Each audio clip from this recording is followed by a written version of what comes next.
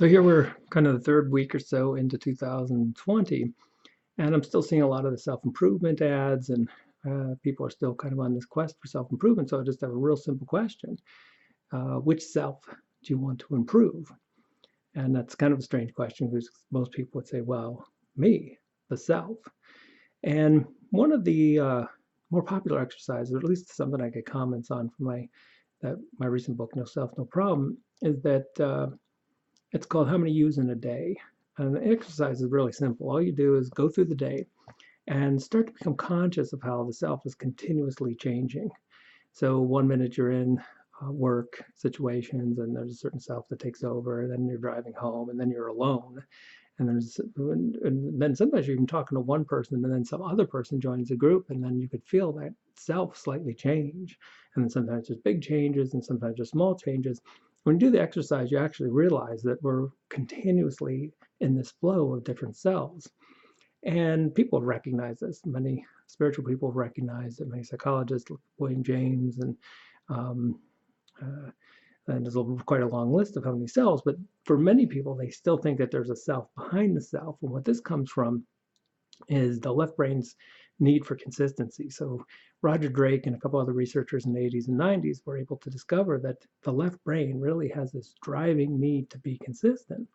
And it's that need for consistency that says, well, oh, I have to be a consistent single self. Um, and while I'll tolerate a little bit of differences, there's still some kind of coherency behind it all. And you see spiritual people questioning this all the time. And one of my favorite quotes comes from Alan Watts.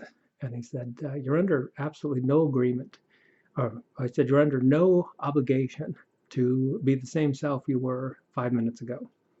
And that's really a great one to ponder. And when you realize this, it opens up an enormous amount of energy to realize you have no requirement, no necessity, no legal contract that you ever signed that says you have to be the same self. And so one suggestion, instead of trying to improve any self behind the selves, which probably doesn't even exist, let the flow of selves take a little bit more of a natural.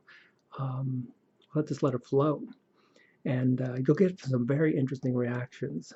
And so, like right now, I could put on a certain self and let it be consistent for a while. But the people who know you really well, have this kind of, at least initially, kind of an expectancy for consistency.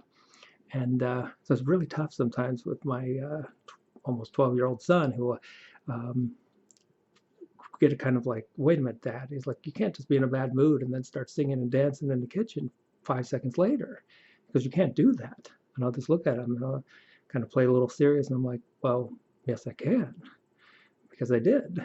And so when you start kind of grooving with this kind of flow of selves, you might see this kind of reaction that the people around you might be a little surprised, because we're not used to this in this culture.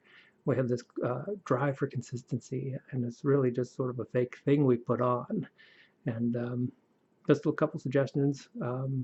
Let me know how it goes if you kind of play with that exercise and if you have any luck with it, or if you kind of get that flow of selves going, and kind of a different experience for the day.